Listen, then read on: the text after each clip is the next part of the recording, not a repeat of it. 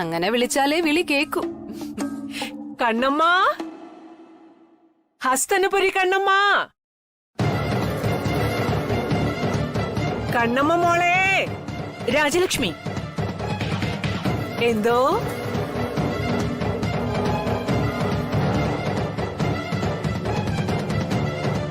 രാജലക്ഷ്മിയും രേഖയും ആരെയായി വിളിക്കുന്നത്? ആരെക്കുറിച്ചാ സംസാരിക്കുന്നത്? ആരെയായി കൺമണിയും കണ്ണമ്മയും ഒക്കെ? അയ്യോ, ഗായത്രി അമ്മയോട് പറയാൻ മറന്നുപോയല്ലോ. ആദ്യം ഞാൻ ഈ കാര്യം ഇവിടെയല്ലേ പറയേണ്ടിയിരുന്നത്.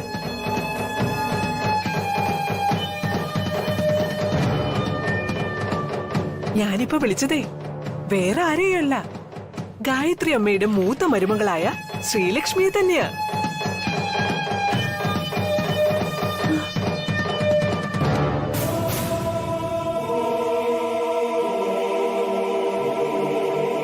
ശ്രീലക്ഷ്മിയെ വേറെ പേര് പറഞ്ഞ് വിളിക്കുന്നത് എന്തിനാ? ശ്രീലക്ഷ്മിന്ന് തന്നെ വിളിച്ചാ പോരെ?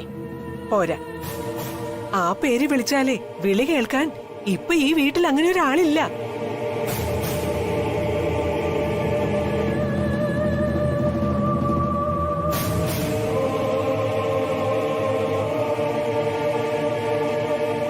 പറഞ്ഞത് മനസ്സിലായില്ല അല്ലേ?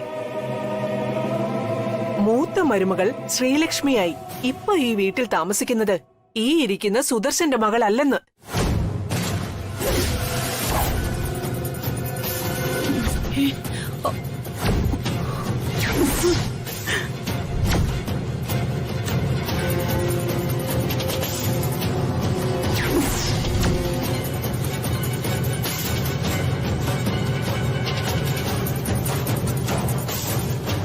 നീലഹസ്തി മലയിലെ വേറെ ആരുടെയോ മകളായി ജനിച്ച് ഹസ്തനപുരി കണ്ണമ്മ എന്ന പെൺകുട്ടിയാണെന്ന്.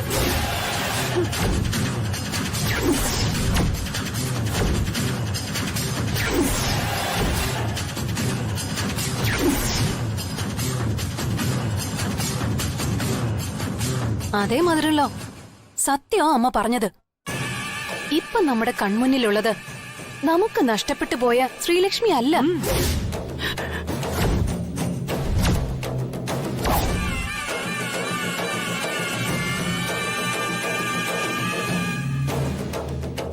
അതേ മുഖഛായയും ശരീരഘടനയുള്ള കൺമണിയാണ്. നിങ്ങൾ എന്തൊക്കെയായി പറയുന്നത്? ഇവിടെ ഇപ്പൊ ഉള്ളത് ശ്രീലക്ഷ്മി അല്ല എന്നോ? അതെ, നമ്മൾ ഈ TV ഷോകളിലൊക്കെ കാണാറില്ലേ മോഹൻലാലിന്റെയും മമ്മൂട്ടിയുടെ ഒക്കെ ഡ്യൂപ്പുകളെ? അതേപോലെ ശ്രീലക്ഷ്മിയുടെ ഒരു ഡ്യൂപ്പ് മാത്രമാണ് ഇപ്പൊ ഇവിടെയുള്ള.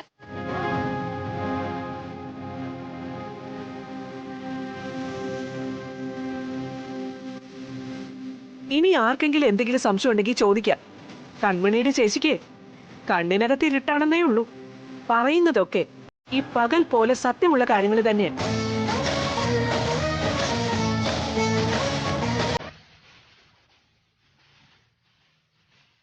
ഇനി സരോജത്തിന് എന്തു പറയാനുണ്ട്?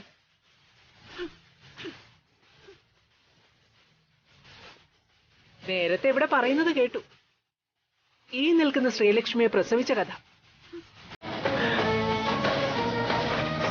ശ്രീലക്ഷ്മിക്ക് മുൻപും പിൻപും ഇതുപോലൊരു മകളെയും മകനെയും സരോജാമ്മ പ്രസവിച്ചായിരുന്നു.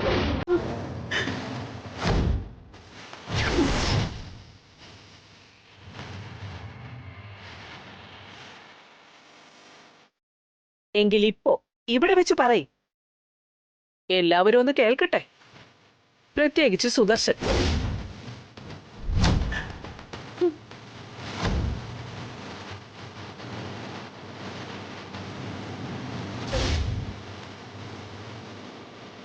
പറയുന്നതിൽ വിഷമമുണ്ട്. പക്ഷേ ഇത്രയും ആളുകളെ പൊട്ടനും പൊട്ടിയുമാക്കി നല്ല പിള്ള ചമയുന്നത് കണ്ടുകൊണ്ട് നിൽക്കാൻ ഇത്തിരി പ്രയാസമുണ്ട്.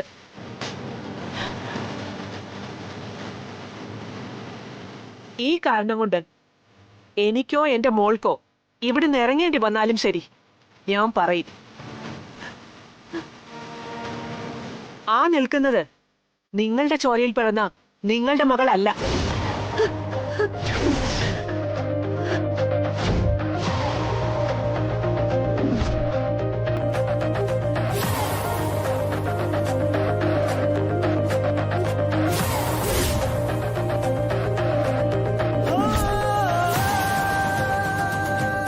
പൈസയ്ക്ക് വേണ്ടി നാടകം കളിക്കുന്ന ഒരു നടി മാത്രം.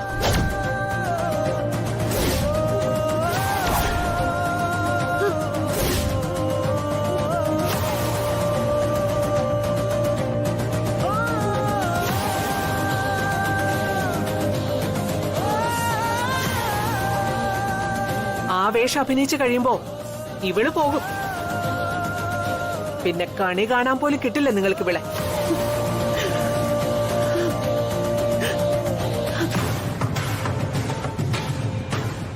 കാരണം നിങ്ങൾക്കുണ്ടായിരുന്ന മകൾ ഇപ്പോൾ ജീവിച്ചിരിക്കുന്നതിന് യാതൊരു തെളിവുമില്ല.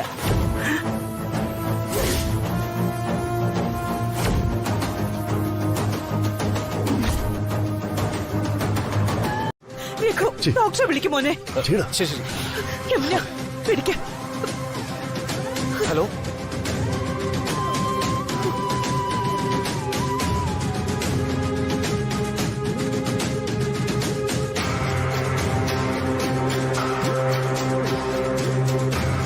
രാജലക്ഷ്മി, എന്താ ഇവിടെ നടക്കുന്നത്?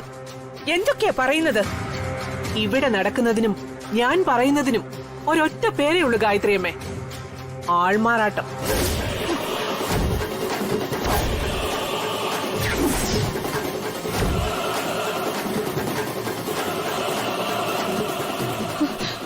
കണ്ണ മോനെ, നീ വാ. ഒന്ന് നിന്നേ, ഒറ്റയ്ക്ക് പോണ്ട.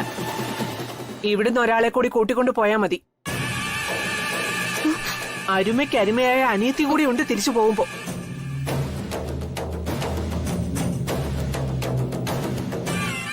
പക്ഷെ അതിനു മുൻപ് സത്യം മുഴുവൻ പറഞ്ഞിട്ട് വേണം ഈ വീട്ടിൽ നിന്ന് ഇറങ്ങാൻ.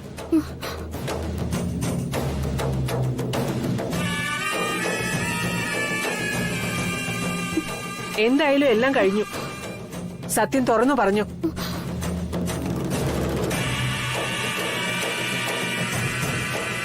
ഞാൻ പറഞ്ഞിട്ട് കേട്ടില്ലേ മുഴുവൻ സത്യങ്ങളും പറയാൻ. എടി പറയാൻ. എന്ത് സത്യം?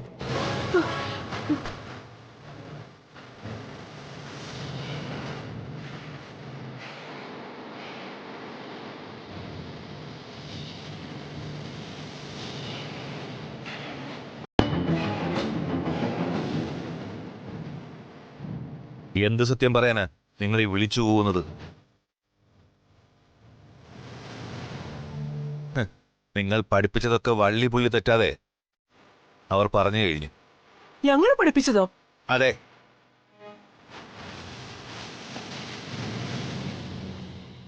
അഭിനയിച്ചങ്ങ് കത്തി കയറിയപ്പോ സീൻ തീർന്നുപോയ കാര്യം നിങ്ങൾ ഓർത്തില്ലല്ലോ.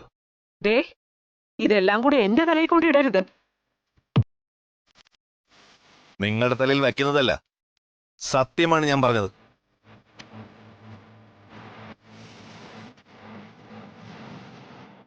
എനിക്കൊന്നു മാത്രം അറിഞ്ഞാൽ മതി.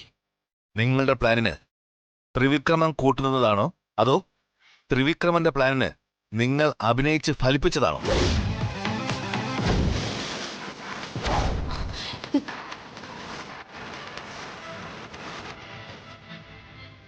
ഏതായാലും തൊട്ടു മുമ്പ് വരെ സംഗതി ഏറ്റിട്ടുണ്ട്.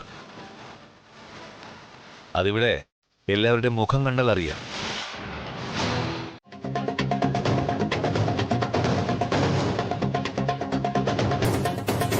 ഗായത്രിയമ്മേ, എന്നോടും എന്റെ മോളോട് ക്ഷമിക്കണം. ഞങ്ങൾക്കൊരു അബദ്ധം പറ്റിയതാ. ഇത്രയും നേരം ഇവിടെ കാണിച്ചതും പറഞ്ഞതുമാണോ അബദ്ധം? അത് ഇയാള് വന്ന് പറഞ്ഞപ്പോ പറഞ്ഞപ്പോ എന്റെ സ്ഥാനത്ത് നിന്ന് ഈ വീട്ടിലെ തീരുമാനങ്ങൾ എടുക്കേണ്ടത് രാജലക്ഷ്മി കൂടിയല്ലേ? അപ്പോ അതിന്റെ പക്വത കാണിക്കണ്ടേ?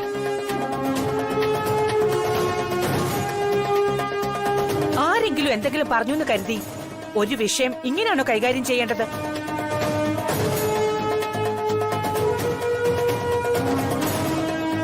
ക്ഷമ ചോദിക്കേണ്ടത് എന്നോടല്ല, ക്ഷമിക്കേണ്ടത് ഞാനല്ല, ശ്രീലക്ഷ്മിയുടെ അച്ഛനും അമ്മയുമാണ്.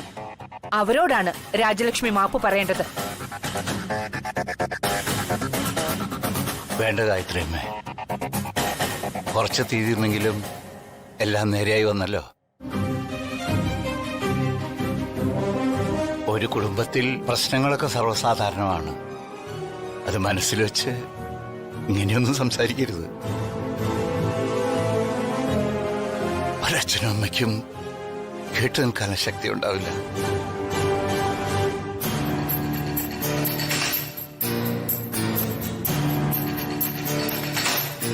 രാജാറാം, ഒരു പൂജ നടക്കാൻ പോകുന്ന സ്ഥലമാണിത്. ഈ കുടുംബവുമായി ഒരു ബന്ധവും ഇല്ലാത്ത ആരും തന്നെ ഇവിടെ ഉണ്ടാക്കാൻ പാടില്ല. വർമ്മൻ വില്ലയിലെ ഗായത്രി ദേവിയാണ് പറയുന്നത്. ശരിയമ്മേ.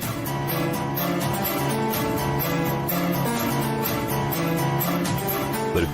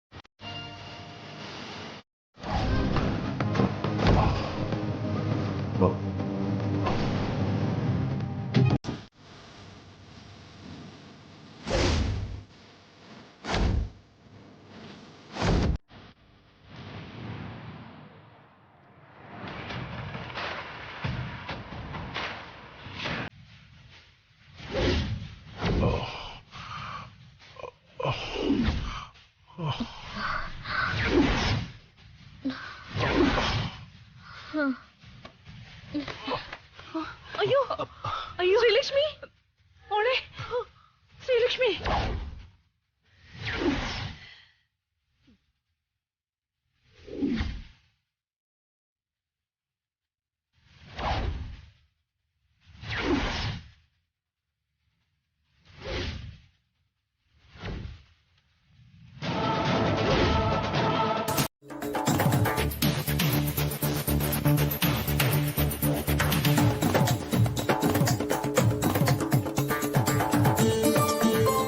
അല്ല തിരുമേനി, പൂജക്കിടയിലോ പൂജ കഴിഞ്ഞിട്ടോ ഇതിലെന്തെങ്കിലും ഇവിടെയുള്ളവർക്ക് കഴിക്കാൻ കൊടുക്കുന്നുണ്ടോ?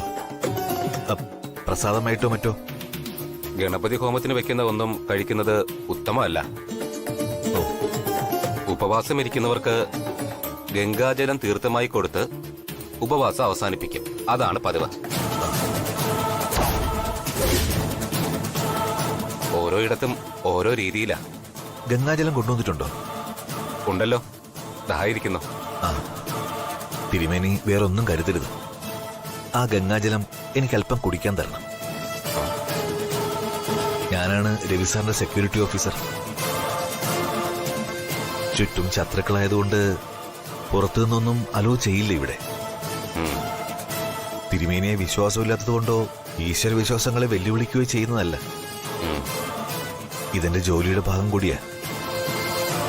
മാത്രമല്ല എന്റെ ഒരു സമാധാന പ്രശ്നം കൂടിയാ. വിരോധമില്ലെങ്കിൽ കർത്തവ്യമല്ലേ നീതി. താങ്കളുടെ കർമ്മം താങ്കൾ ചെയ്യുന്നതിന് ലെവലേശം ആലോചിക്കേണ്ടതില്ല. ഞാൻ എടുത്തു തരാം.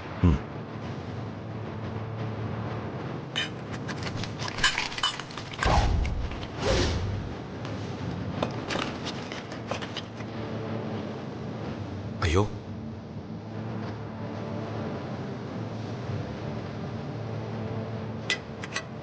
അയ്യോ, സാരമില്ല തിരുമേനി. യമുന, യമുന,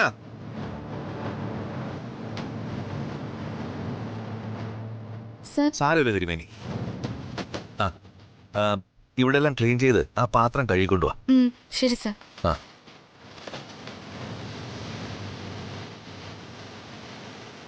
ഗംഗാജലം തറയിൽ പോയ സ്ഥിതിക്ക് ഞാൻ എവിടെന്നെങ്കിലും വേഗം അറേഞ്ച് ചെയ്യാം. അതിന്റെ ആവശ്യമില്ല സർ. ഞങ്ങളുടെ പക്കൽ വേറെയുണ്ട്. ആ, പ്രസാദൻ, അതിങ്ങെടുത്തോ.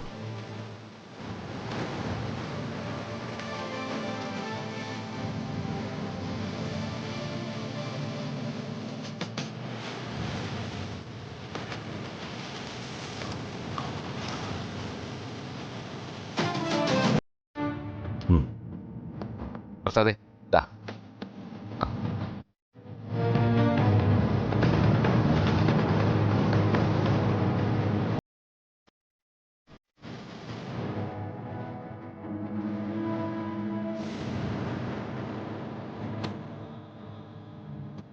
പേടിക്കാനൊന്നുമില്ല. 1000 പൂർണ്ണചന്ദ്രന്മാരെ കാണാനുള്ള ഭാഗ്യം വിഘ്നേശ്വരൻ തരും. അതും നിങ്ങൾ ഒരുമിച്ച്.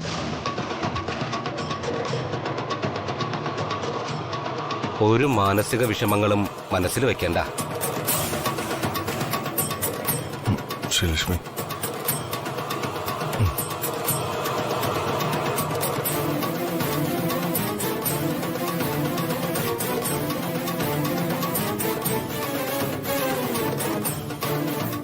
ദീർഘായുഷ്മാൻ ഭവ.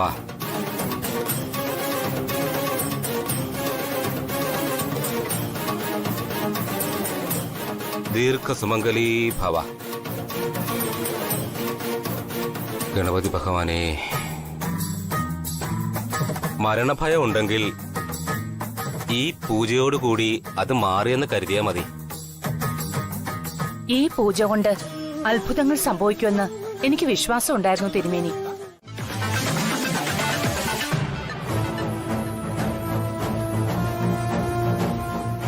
ഈ പൂജ ചെയ്തത് രവിക്കും ശ്രീലക്ഷ്മിക്കും വേണ്ടി ആയതുകൊണ്ട് തന്നെ രഘുവിനും രേഖയ്ക്കും കൂടി ചേർത്ത് അമ്പലത്തിലൊരു നേർച്ച കഴിപ്പിക്കണം. രേഖ ഗർഭിണി കൂടി ആയതുകൊണ്ട് അത് വേഗം നടത്തുകയും വേണം.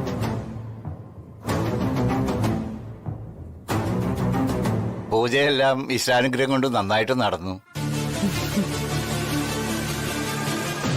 ആ ത്രിവിക്രമം വന്നപ്പോ അക്ഷരാർത്ഥത്തിൽ ഒന്ന് പേടിച്ചെങ്കിലും അതെല്ലാം കള്ളമാണെന്ന് രാജാവ് സാറ് തെളിയിച്ചെന്നറിഞ്ഞപ്പോഴാ സമാധാനായത്.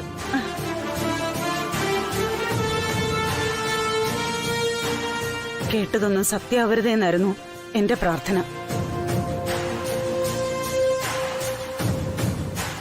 മയക്കത്തിലായിരുന്നതുകൊണ്ടാ പിന്നെ സരോജത്തെ വിളിക്കാതിരുന്നത്. കോളനിയിലോട്ടങ്ങ് ചെല്ലട്ടെ, അവിടെ കഴുത്ത് ഞാൻ വെട്ടിയെടുക്കും. പകരം ചോദിക്കാനൊന്നും നമ്മൾ പോണ്ട സരോജം. അവനവൻ ചെയ്യുന്ന പ്രവൃത്തിക്ക് അവനവന് തന്നെ ഈശ്വരൻ ശിക്ഷ കൊടുത്തോളൂ.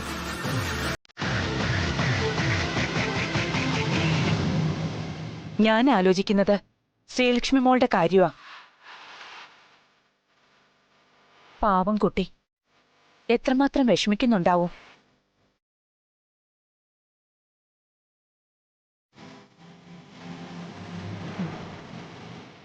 മോളെ, മോൾ ഒന്നുകൊണ്ടും വിഷമിക്കണ്ട.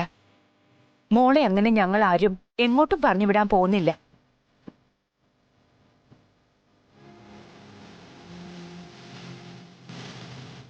എങ്കിൽ ഞങ്ങളെ അറിഞ്ഞിട്ട് ഗായത്രി അമ്മേ. ഇപ്പോഴോ?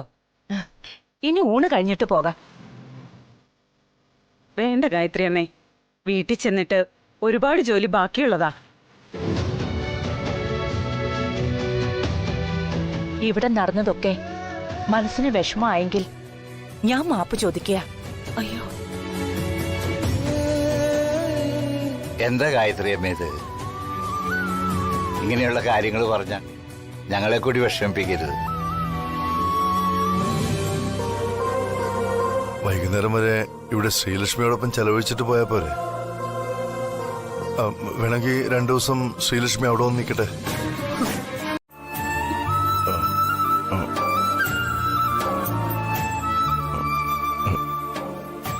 ശ്രീലക്ഷ്മി,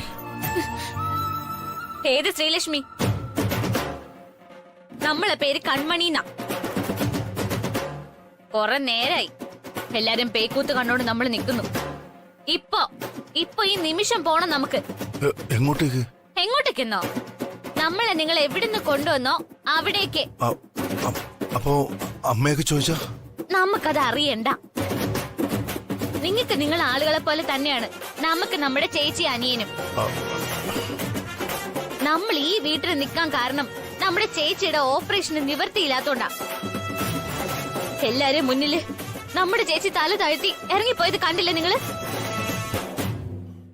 നിങ്ങൾക്ക് എല്ലാരും ഉണ്ട്. നമുക്ക് നമ്മുടെ സ്വന്തം എന്ന് പറയാൻ അവരേ ഉള്ളൂ. അങ്ങനെ ഇങ്ങനെ ചേച്ചിയെ നാണം കെടുത്തി വിട്ടവരുടെ പൈസ നമുക്ക് വേണ്ട. നിങ്ങളൊരു ഒറ്റ മനുഷ്യൻ തടഞ്ഞോണ്ടാ. ഇല്ലെങ്കിൽ എല്ലാത്തിന്റെ വായടപ്പിക്കാൻ അറിയാം ഈ കൺമണിക്ക്. നമ്മൾ അധിക നേരം അവിടെ നിർത്തിയാലേ നമ്മൾ എങ്ങനെ സംസാരിക്കുന്നു പ്രവർത്തിക്കുന്നു നമുക്ക് തന്നെ നിശ്ചയില്ല. അതുകൊണ്ട് എത്രയും വേഗം നമ്മളെ ചേച്ചിയുടെ അടുത്ത് കൊണ്ടുപോകണം. മോളെ,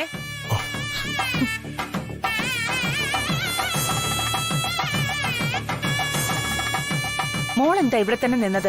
സുദർശനെയും സരോജത്തെയും യാത്ര അയക്കാൻ വരാത്തതെന്താ? അത് അമ്മ അമ്മ രാജേന്ദ്രയുടെ ഫോട്ടോ എടുത്തു വെക്കാൻ വെയിറ്റ് ചെയ്യായിരുന്നു. ആ, നിങ്ങൾ ഡ്രസ്സൊക്കെ മാറി വാ, ആഹാരം കഴിക്കാം.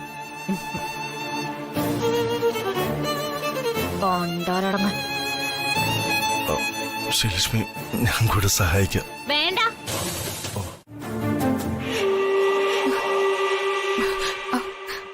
ചേച്ചി പെണ്ണെ, നീ നമ്മളോട് ക്ഷമിക്കണം. നീ എന്തിനാ എന്നോട് ക്ഷമ ചോദിക്കുന്നത് മോളെ? ഞാനല്ലേ തെറ്റ് ചെയ്തത്? അല്ല, നീ അല്ല, നമ്മളാ. അവിടെയുള്ള അത്രയും പേര് നിന്നെ മോശക്കാരിയാക്കി സംസാരിച്ചപ്പോഴും നീ ഒരു അനാഥയാന്ന് പറഞ്ഞപ്പോഴും നീ അപമാനം കൊണ്ട് തല താഴ്ത്തി നിന്നപ്പോഴും നമ്മൾ പ്രതികരിച്ചില്ല. നിങ്ങൾ നമ്മുടെ കൂടെ പറപ്പുകളാന്ന് നമുക്ക് പറയാൻ പറ്റിയില്ല. തെറ്റ് നമ്മളെയാ. നീ നമ്മളെ അടിച്ചോ? അടിക്ക് മോളെ, ഞാൻ അവിടെ ആ വീട്ടിൽ കയറി വന്നോണ്ടല്ലേ ഇത്രയും പ്രശ്നങ്ങൾ ഉണ്ടായത്. ശരിക്കും ഞാൻ വരാൻ പാടില്ലായിരുന്നു. കണ്ണ് കണ്ടുകൂടാത്ത ഞാൻ ഇവിടെ ഇരിക്കേണ്ടതിന് പകരം ആരുടെയോ വാക്ക് കേട്ട് അവിടെ കയറി വന്നു. നീ എത്ര ഏറ്റെടുക്കാൻ ശ്രമിച്ചാലും എനിക്ക് പൂർണ്ണ ബോധ്യമുണ്ട് തെറ്റ് 100% എന്റെ ഭാഗത്താണെന്ന്. തെറ്റും ശരിയൊക്കെ അവിടെ നിക്കട്ടെ. ഇന്നത്തോടെ അവസാനിപ്പിക്കാം ഈ നാടകം അഭിനയം.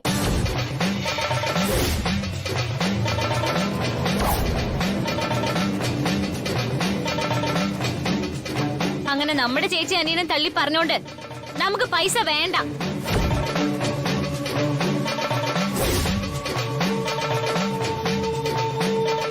ഇനി ഇതുപോലുള്ള സംഭവങ്ങൾ ഉണ്ടായാ നമ്മൾ പ്രതികരിച്ചു പോവും.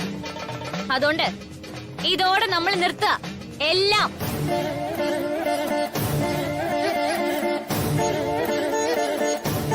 അല്ലെങ്കിൽ തന്നെ നമുക്ക് പറ്റിയ പണി വല്ല ആണോ ഇത്? പൈസ എന്ന് കേട്ടപ്പോ പെട്ടിയും പ്രമാണം എടുത്ത് ഇറങ്ങി.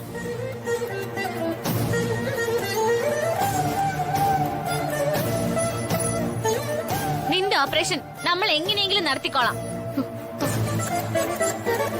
കണ്ണാ, പെട്ടിയൊക്കെ എടുത്തോണ്ട് വാടാ. എന്നിട്ട് വേഗം ഇറങ്ങ്, നമുക്ക് പോണം ഇപ്പൊ തന്നെ. വല്ലാത്തൊരവസ്ഥയായിപ്പോയി നമ്മുടേത്. അല്ലെങ്കിൽ താനിക്കോണം നമ്മൾ അവിടെ വെച്ച് കാണിച്ചേനെ. പോയിട്ട് വാടാ. കൺമണി, ഇതൊക്കെ നമുക്ക് ചെയ്തു തരുന്നതിന് പിന്നിൽ ഒരു കാരണേ ഉള്ളൂ. രവി സാറിന്റെ ഭാര്യയോടുള്ള സാറിന്റെ അതിരില്ലാത്ത സ്നേഹം.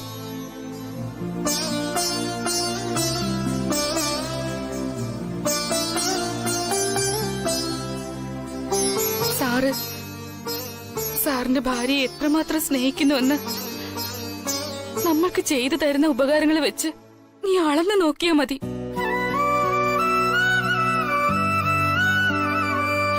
ശ്രീലക്ഷ്മിയുടെ അച്ഛന് വേണ്ടിയാ സാർ ഇതൊക്കെ ചെയ്യുന്നതെന്ന് പറഞ്ഞാലും അതിനൊക്കെ അപ്പുറം രവിവർമ്മൻ എന്ന മനുഷ്യന് ശ്രീലക്ഷ്മി എന്ന പെൺകുട്ടിയെ ഒരു നിമിഷം പോലും പിരിഞ്ഞിരിക്കാൻ പറ്റില്ല എന്നൊരു സത്യം കൂടി അതിലുണ്ട്.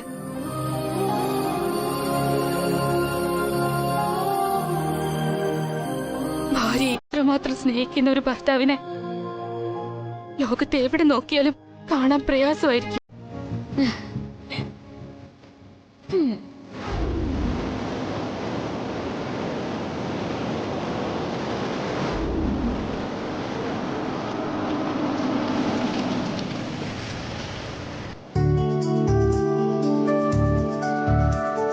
ഇറങ്ങ്.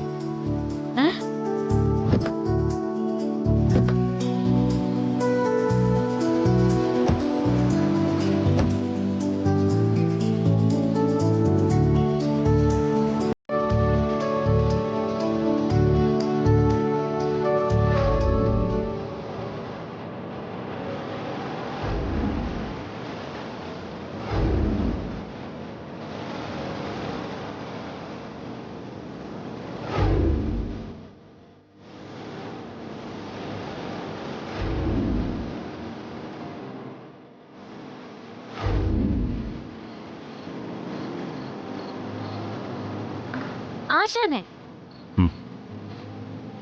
ഈ രാത്രിയിൽ നമ്മളെ വണ്ടി നിറക്കി ആശാൻ എന്താ കിണാവ് കാണാണോ? എന്നിട്ട് അങ്ങോട്ട് നോക്കിയേ. തനിക്ക് ആ സ്ഥലം ഓർമ്മയുണ്ടോ?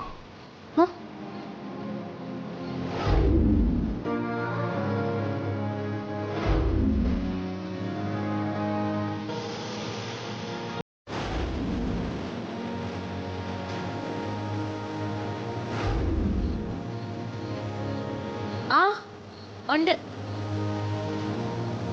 നമുക്ക് ഓർമ്മയുണ്ട്. നമ്മളിവിടെ ഒന്ന് പാനിപ്പൂരി കഴിച്ചത് ഓർമ്മയുണ്ടോ? ആ പിന്നല്ലാതെ, നമ്മൾ മത്സരിച്ച ഓർമ്മയുണ്ടോ? പിന്നെ ആർക്കാൻ പറ്റുമോ?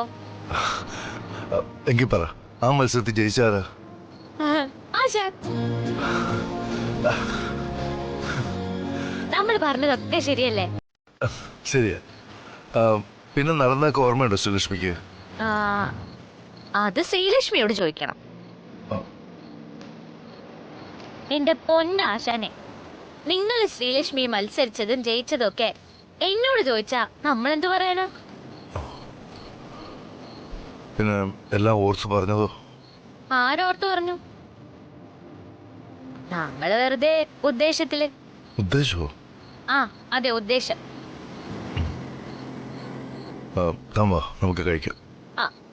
ആശാനെ, നമുക്കിതൊന്നും വേണ്ട. ആശാൻ വാ, നമുക്ക് വീട്ടിൽ പോവാം. നല്ല ചോറും ചാളക്കറിയും ഉണ്ടാവും, നമുക്കത് മതി. ഒരു കാര്യം ചെയ്യാം, ഏതായാലും വന്നതല്ലേ, ആ താനിവിടെ നിൽക്കേ.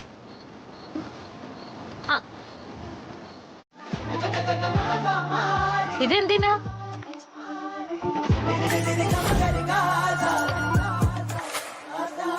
എനിക്ക് ഫീൽ ചെയ്യുന്നത് എന്താണെന്ന് പറയട്ടെ. എനിക്കറിയായിരുന്നു സാറിന് ഇങ്ങനെയൊക്കെ തോന്നുന്നു. അതിനല്ല ഞാൻ സേഫ്റ്റിക്ക് തലേനെ എടുത്തു വെച്ചിരുന്നത്. ഓയ് ആശാനെ,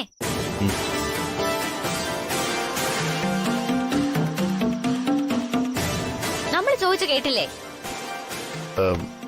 ഇത് തനിക്ക് കാലെടുത്തിടാനും കെട്ടിപ്പിടിക്കണമെന്നൊക്കെ തോന്നുക ഇതിലാകാം. ഇതിനപ്പുറത്തേക്ക് ഞാൻ എന്തായാലും വരില്ല. ഇപ്പുറത്തേക്ക് താനും വരാതിരുന്ന പ്രശ്നം സോൾവ്. അതിന് ഇതിന്റെ ഒക്കെ ആവശ്യമുണ്ട് ആശാനെ? കൈ എടുത്തിടാനും കാലെടുത്തിടാനും ഒക്കെ ജീവനുള്ള ആശ ഉള്ളപ്പോ എന്തിനാ ജീവനില്ലാത്ത ഈ തലേണ?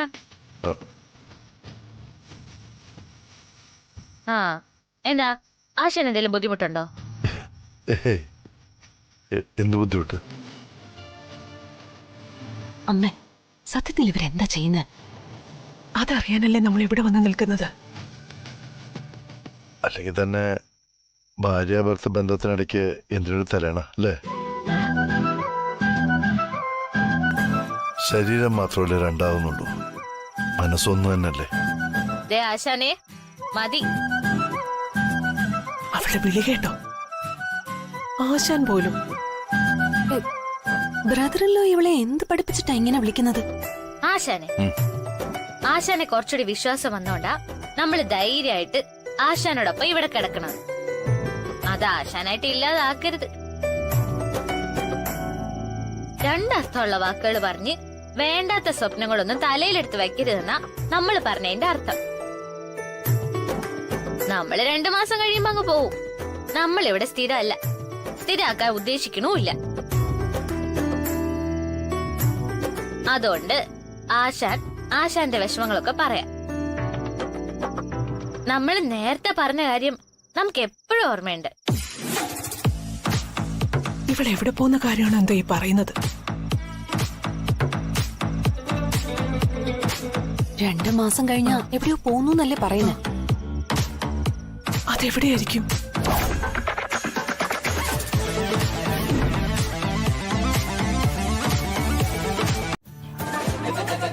ആശാനെ, നമ്മൾ അറിയാതെ നമ്മള് വീട്ടിലെ ദേവി ചേച്ചിയുടെ അടുത്ത് ഇങ്ങനെ കിടന്ന് ശീലിച്ചു പോയതുകൊണ്ടാ. അല്ലെങ്കിലേ നമുക്ക് ഉറക്കം വരൂല. അത് സാരമില്ല, താൻ വെച്ചോ. ആ,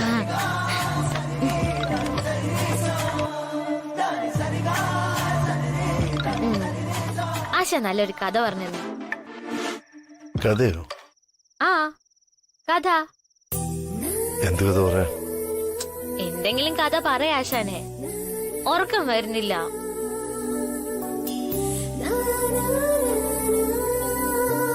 എങ്കിൽ ഞാനൊരു പക്ഷിയുടെ കഥ പറഞ്ഞുതരാം.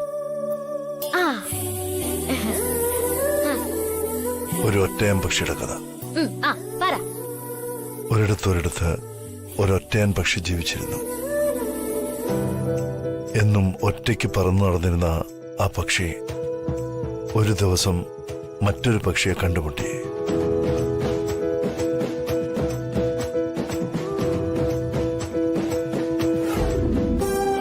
എന്റെ സൈക്കിള് പഞ്ചറായി. Sorry sir. അകത്തൊരാൾ ഇരിക്കുന്നത് കണ്ടില്ലേ? വേറെ ഓട്ടോ വിളിച്ചു പോയാ മതി. അങ്ങനെ അവർ തമ്മിൽ വലിയ കൂട്ടായി.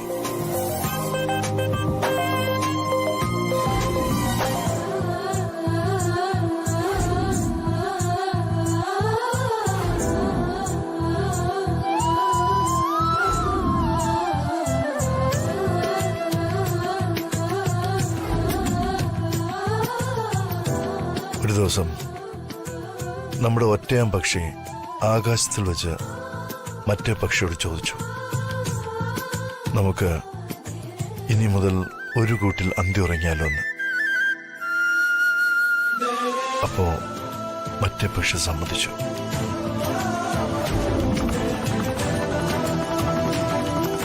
Lakshmi, I love you. ജീവിതാവസാനം വരെ താൻ എന്നോടൊപ്പം ഉണ്ടാവോ?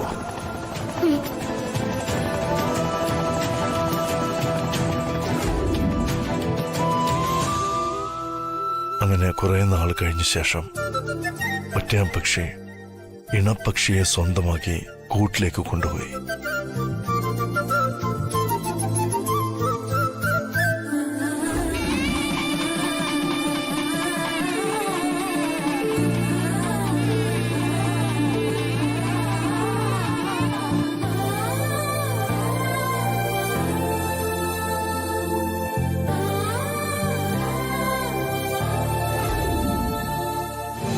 അങ്ങനെ ഇരിക്കും ഒരു ദിവസം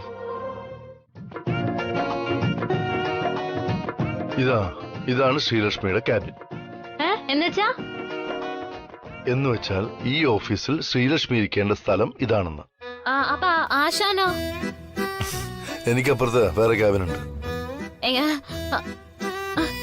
എങ്കിൽ പിന്നെ നമുക്ക് ഒരുമിച്ചിരിക്കാം. എന്തിനപ്പുറം അപ്പുറം? അത് മോശല്ലേ? ഇവിടെ ഉള്ളവർ എന്ത് വിചാരിക്കും? ഇയാള് തൽക്കാലം ഇവിടെ ഇരുന്നാ മതി.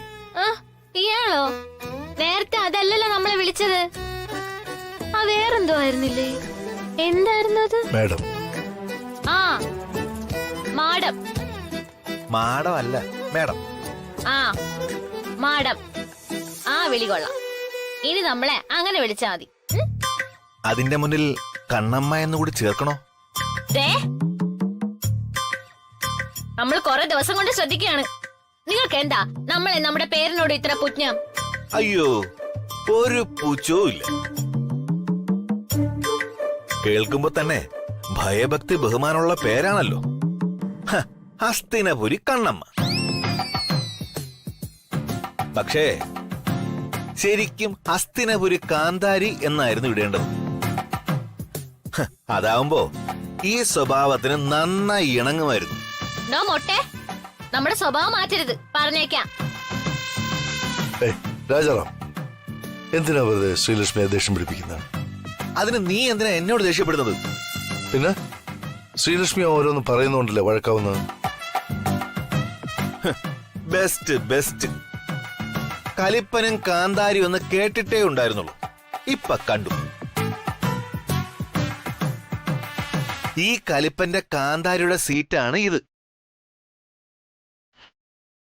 വൈകുന്നേരം 5 മണിവരെ ഇവിടെ വെറുതെ ഒന്ന് ഇരുന്നാ മതി. ആശാനെ, നമ്മൾ അവസാനമായിട്ട് പറയാം, ഈ മനുഷ്യരോടൊന്ന് മിണ്ടായിരിക്കാൻ പറയോ? വാ തുറന്ന വശത്തെ മാത്രമേ പറയൂ.